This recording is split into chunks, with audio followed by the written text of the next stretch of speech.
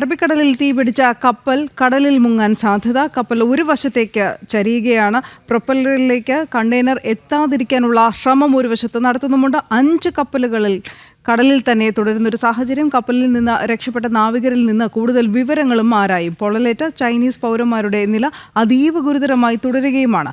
അനഘ ഹർഷൻ വിവരങ്ങളുമായി ചേരുന്നു. അനഘ, നമുക്ക് ലഭിക്കുന്ന ഏറ്റവും പുതിയ വിവരങ്ങൾ എന്തൊക്കെ?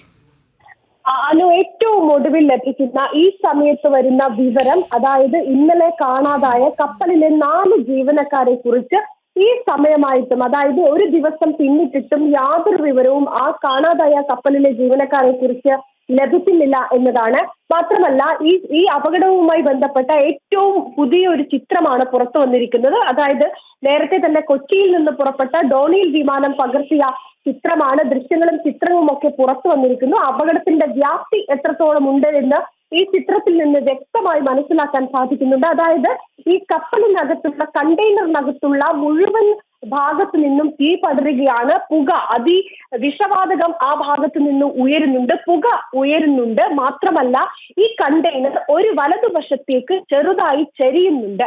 ഈ ചെരിവ് തുടർന്നാൽ ഈ കപ്പൽ മുങ്ങാനുള്ള സാധ്യത ഏറെയാണ് എന്നാണ് ഇതുമായി ബന്ധപ്പെട്ടവർ പറയുന്നത്. കാരണം ശക്തമായ കാറ്റാണ് ആ ഭാഗത്ത് വീശുന്നത്.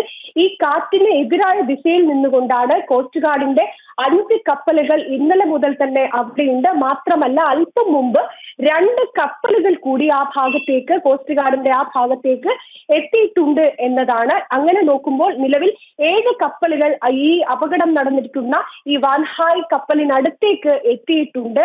എന്തായാലും തീ അണയ്ക്കാനുള്ള ഒരു ശ്രമം തന്നെയാണ് ഇപ്പോഴും തുടരുന്നത്. പക്ഷേ അതിന് വലിയ വെല്ലുവിളിയാകുന്നത് ഉയരുന്ന ഈ കറുത്ത പുകയും അത് മാത്രമല്ല ശക്തിയായി അടിക്കുന്ന കാറ്റുമാണ്. കാരണം ഈ ദൗത്യത്തിൽ ഏർപ്പെട്ടിരിക്കുന്ന ഉദ്യോഗസ്ഥരുടെയും ഈ ജീവനക്കാരുടെയും ഒക്കെ തന്നെ ഈ ജീവൻ, അതിന് ഒരു തരത്തിലുള്ള ഹാനിയും സംഭവിക്കാൻ പാടില്ല, ഒരു അപകടവും സംഭവിക്കാൻ പാടില്ല. അതുകൊണ്ട് തന്നെ ഈ തീ പിടിച്ചിരിക്കുന്ന ഈ വാൻഹായ് കപ്പലിൽ നിന്ന് നിശ്ചിത അകലം പാലിച്ചുകൊണ്ട് തന്നെയാണ് തീ അണയ്ക്കാനുള്ള ദൗത്യം മുന്നോട്ട് പോകുന്നത് എന്നതാണ്.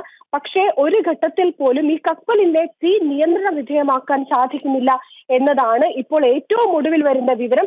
കപ്പൽ വലതുവശത്തേക്ക് ചെരിയുന്നു എന്നതാണ്. ഏതെങ്കിലും ഘട്ടത്തിൽ ഈ കപ്പൽ കടലിലേക്ക് മുങ്ങുകയാണെങ്കിൽ അത് ഗുരുതരമായ സാഹചര്യത്തിലേക്കാണ് കടക്കുക. കാരണം കപ്പലിനകത്ത് 25 കണ്ടെയ്നറാണ് നിലവിൽ കടലിലേക്ക് വീണിരിക്കുന്നത്.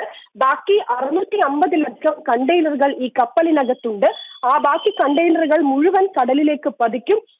അത് ഈ കരയിലേക്കും മറ്റുമൊക്കെ കയറാനുള്ള സാധ്യതയുണ്ട്. അത് മത്സ്യത്തൊഴിലാളികൾക്ക് ഭീഷണിയാണ്, കരയിൽ താമസിക്കുന്നവർക്ക് ഭീഷണിയാണ്. അതുകൊണ്ട് തന്നെ കൃത്യമായി അത്യന്തം അപകടകരമായ ഒരു സാഹചര്യത്തിലൂടെയാണ് നിലവിൽ കടന്നു പോകുന്നത്.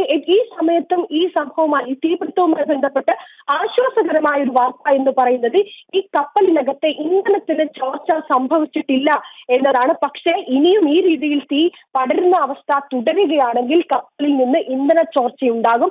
ഏകദേശം 2000 ടൺ ഇന്ധനം ഈ കപ്പലിലുണ്ട് എന്നാണ് പറയുന്നത്. മാത്രമല്ല 200 ടൺ ഡീസൽ ഈ കപ്പലിനകത്തുണ്ട്. ഇത് ഏതെങ്കിലും തരത്തിൽ ഇന്ധന ചോർച്ചയുണ്ടായാൽ ഇത് കടൽവെള്ളവുമായി കലരും. അത് ആ സമയത്ത് അത് വലിയ രീതിയിൽ കടലിലെ മത്സ്യങ്ങൾക്കും ആവാസ വ്യവസ്ഥയ്ക്കും ഒക്കെ തന്നെ വലിയ രീതിയിൽ ആഘാതം ഏൽപ്പിക്കും. അതുകൊണ്ട് തന്നെ ആദ്യഘട്ടത്തിൽ തന്നെ ഈ ഇന്ധന ചോർച്ച തടയാനുള്ളൊരു നീക്കം, അതിനുള്ളൊരു ശ്രമമായിരുന്നു ഈ കോസ്റ്റ് ഗാർഡിന്റെ ഒക്കെ ഭാഗത്ത് നിന്ന് ഉണ്ടായിരിക്കുന്നത്. മറ്റൊന്ന്, ഈ കപ്പലുമായി ബന്ധപ്പെട്ട ഈ സാൽവേജ് മാസ്റ്റർ ഷിപ്പ് ഇവിടേക്ക് എത്തിയിട്ടുണ്ട്. അതായത് കൊളംബിയൻ കമ്പനി നിയോഗിച്ചിരിക്കുന്ന സാൽവേജ് മാസ്റ്റർ ഷിപ്പാണ് ഇവിടേക്ക് എത്തിയിരുന്നത്. ഈ സമയത്ത് രാവിലെ തന്നെ കോസ്റ്റ് ഗാർഡ് ഉദ്യോഗസ്ഥരൊക്കെ തന്നെ കമ്പനിയുമായി ബന്ധപ്പെട്ടുകൊണ്ട് അവരുമായി ബന്ധപ്പെട്ട് ഈ സാൽവേജ് ടീമിനെ ഇങ്ങോട്ടേക്ക് എത്തിക്കണമെന്നും ഈ എന്നാൽ ഹൈ പ്രഷർ വാട്ടർ ജെറ്റൊക്കെ ഉപയോഗിച്ച് തീ അണയ്ക്കാനുള്ള സാധ്യത അറിയുകയാണ്. ആശങ്ക വലുത് തന്നെയാണ്.